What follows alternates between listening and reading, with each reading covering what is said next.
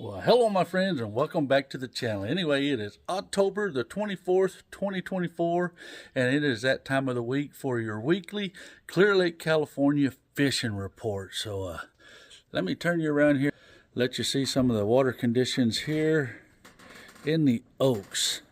2 days ago, I had about 1.5 feet of water clarity in here. And just in 1 day's time, it just kind of got that little brown tint to where you leave a trail when you're trolling motor through it.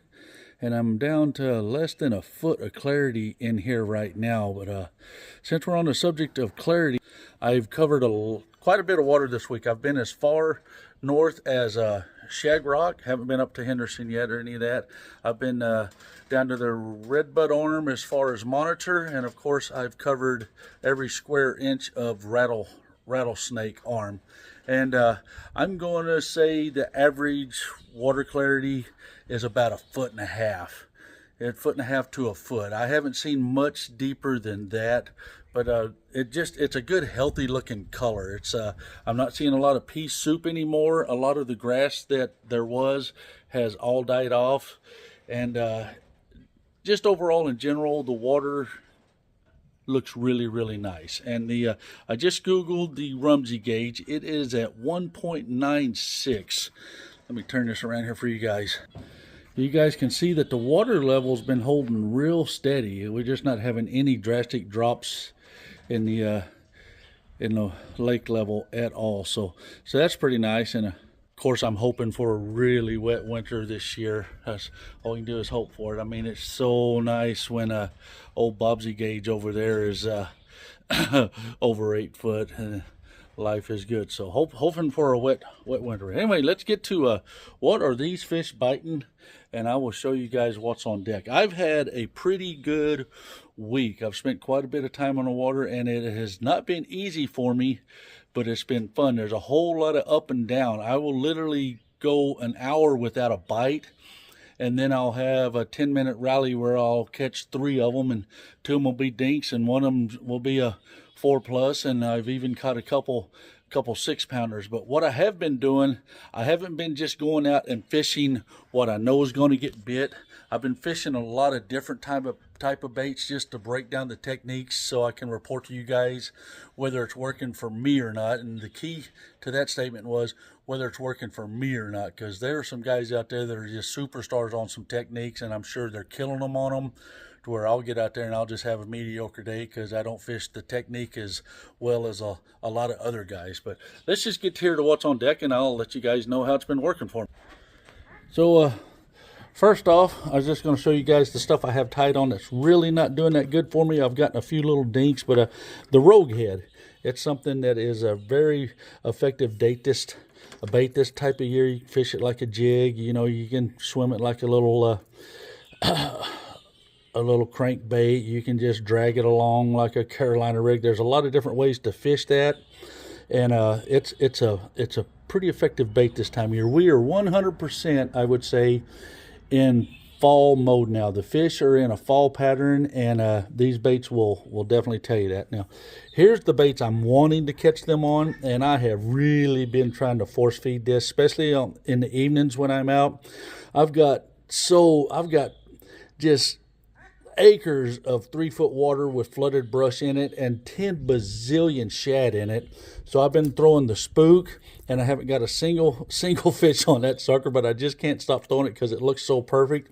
And then the buzzbait, I've switched over to a more shaddy looking pattern, and man, I'm telling you, I've got 1,000 casts with this thing, and I've gotten 2 blow-ups on it, and I just haven't figured out why that's not the deal yet, because I'm literally watching the fish blow up on the shad 10 feet in front of me, and I'm rolling this buzz bait through, and I just haven't had the luck with it. I don't know if it was a week ago or a little over a week ago, I did get a gigantic bite on the buzzbait. It's been my only real good buzzbait bite, and I got it 3 feet from the boat, and it got away, and I can just promise you guys it was a 10+. I got a great look at that fish. I've caught enough big ones to know it was a giant, so I lost my opportunity. But that's why you throw a bait like that this time of year, because when one eats it, it's usually the right one. And of course, you guys know the go-to is the the drop shot. It's just like it can always get you bit. I did get, I don't know if you guys watched my 6 days ago, my Windy Wednesday with Mike. This is the exact setup that got the 6-pounder. And of course the LV, I'm getting reports from a lot of guys that the LV is on fire for them. I've only gotten 3 or 4 bites on it.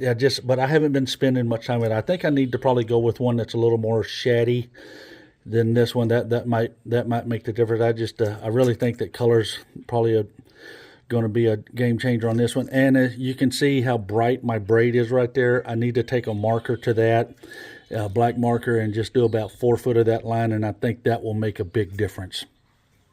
And here's another bait that should just be on fire that I haven't got them to freaking commit to yet. You can see it's just plenty of flash. It's got the silver and the gold and kind of a shad and a bluegill. I've just pretty much got everything in the mix on that bait right there. It's just kind of experimenting, but you know, we've had some real wind events up here, and you would think, hey, wind blown freaking coves and stuff like that that spinner bait would be freaking knocking their socks off. And I'm sure there's some guys up here that probably are. It just hasn't happened for me yet. But the underspin, it's still been one of my most consistent bites. You guys can see I'm still fishing that little mare. I mean, look, the bait's going to tell you what's happening right there. That sucker's getting chewed up. And then I was throwing a bluegill pattern chatterbait, and I just switched over to this more shad light, and I'm going with a bigger profile. I'm gonna play with that, but chances are I'm probably gonna have to downsize this profile and kind of be, you know, more match the hatch type deal. But you know, I'm always wanting that big bite, so I'm gonna start out with the big one, and then I'll just work my way down. And then of course the A-rig is starting to produce. It hasn't been just my go-to fish that, because it's going to get them, but it's on the deck, and I'm starting to pay more attention to the A-rig. I think that's going to pop here pretty good.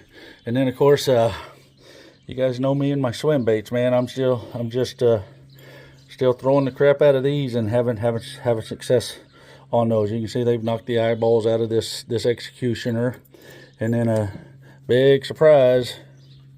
I mean, look at this poor thing. They are just eating the crap out of these trash fish. This is the 6-inch LC hitch is what I believe that one is there. I might have lied to you. I don't know. And then you guys saw my last video, the crankbaits. Kind of deep diving, but when I say deep diving, and you hear that? I think the knocker's making a difference.